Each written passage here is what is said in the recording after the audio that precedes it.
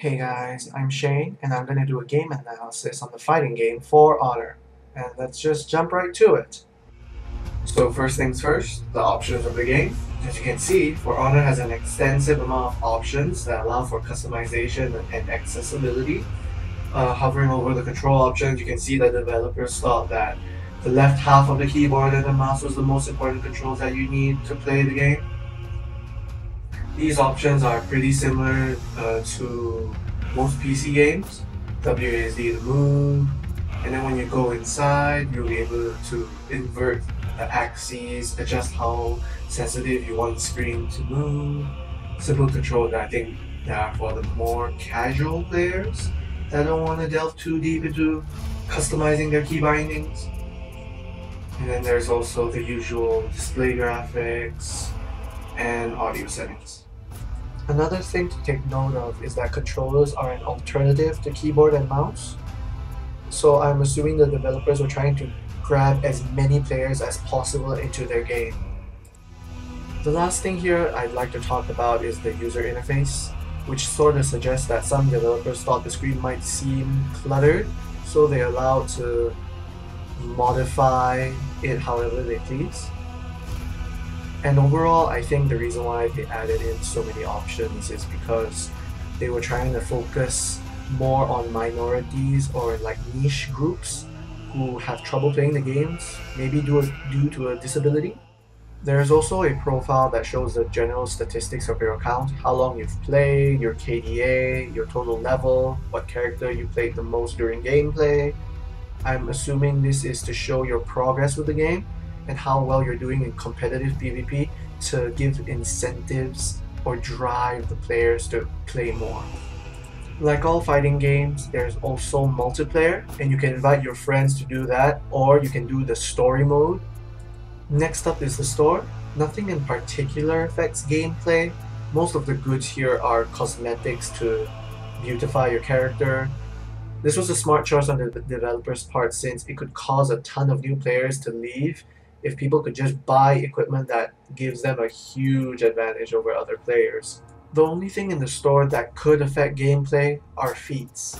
So feats are skills that each faction has and can be acquired through level ups.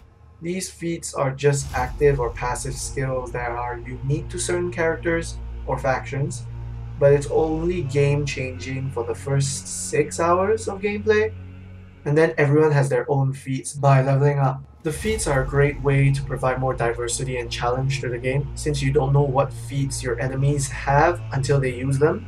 Players also have to strategize when to use it since the cooldown is between 1 to 2 minutes, and each game is roughly 25 minutes. Next is the customization of characters. Going from left to right, the characters belong to the Knights, the Vikings, the Samurai, and the Chinese. When you first start the game, you have to pick one of the 3 initial factions. The fourth one, who are the Chinese, came later, so you're not allowed to pick them as far as I'm aware. When a new player picks a faction, the first 4 characters are free as well as the first character of the other 2 initial factions other than the Chinese. I picked the Samurai, and I was able to use the first 4 characters in the Samurai faction, but I'm not able to customize them. Since I've been playing for a while, I've already unlocked a few characters, so ignore the unlocked characters you see not from the Samurai faction. The only way to get new characters was to pay them using in-game currency you get from quests, which I'll talk about later, or pay using real money.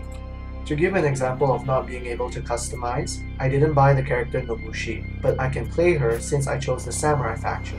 I think the devs were letting players try out a set of characters first, since it would be boring if both teams were using the same character, which might drive some players away because, it's kind of dull fighting the same person.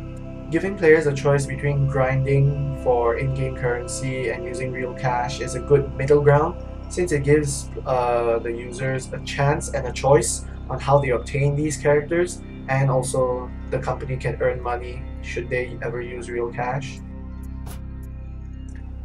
Under customization, there are 4 options: Customize, Scavenge Gear, View Progress, and How to Fight. Customize has 3 parts from left to right: Appearance, Equipment, Abilities. Again, the whole point of appearance is to just beautify your favorite hero. Moving on, we have equipment, whose role is to give slight advantages during battle. These advantages differ between characters, and it was done to give new players a better chance at facing veteran players, so if you're skilled enough, then even a new player can defeat a veteran. In the ability section is where you can find your feats among other things, and as you can see, each feat requires a specific level to be obtained, and you can get them pretty easily within 6 hours of gameplay.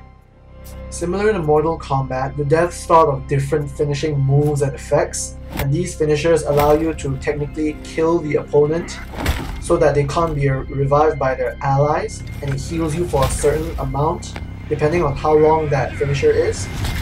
This is an interesting feature that allows players to strategize depending on the situation. For example, if you just killed an opponent and another enemy is coming, what will you do? Will you do a long execution, a short execution, or would you just stop and run away? It gives players options, so depending on their playstyle, they may choose or act differently. The remaining emotes, signatures, and effects, on the other hand, are just cosmetics that can be used to taunt or style the enemy, or they just want the right effect on an execution so that they can look cool or domineering.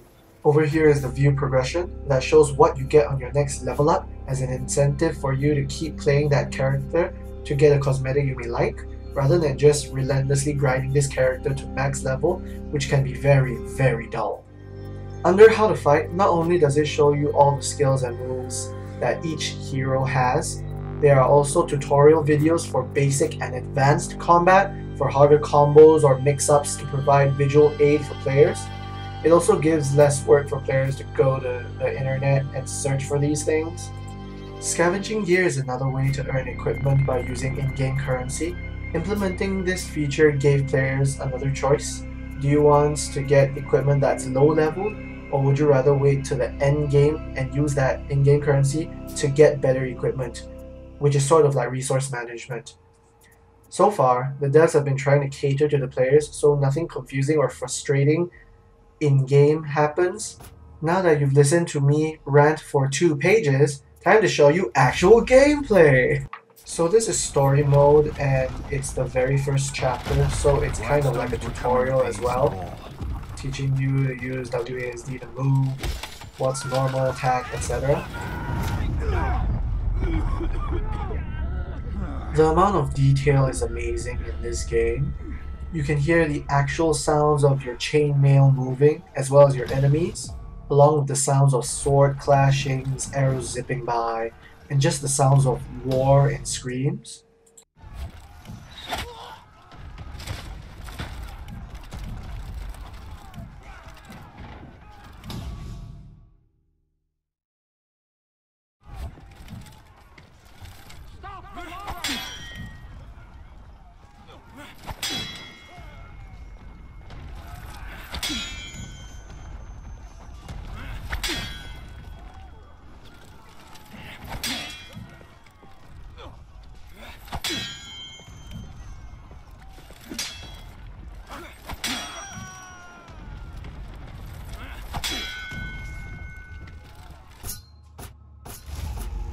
Okay, that's enough tutorial.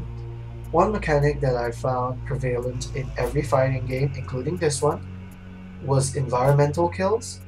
So environmental kills are being able to kill your opponent by pushing them off a ledge, pushing them into spikes, or somehow defeating them using an external weapon not on you.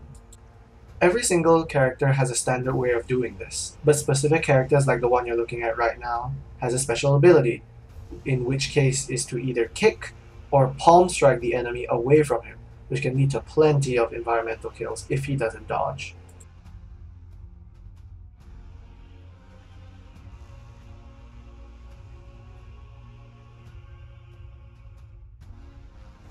Here is another example of environmental kills using a totally different character. So at this point in time, for some reason, when I was recording all these videos, the sound for the game wasn't registering for some reason. That's why I had to loop the old ones and piece it together for you to hear it. What you're seeing right now is this character's special ability to drag enemies with him while he's running forward and possibly pushing them off cliffs.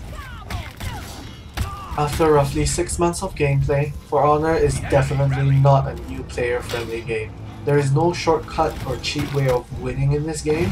To win against veteran players, it either has to do with luck, skill, or playing strategically with friends to outwit them.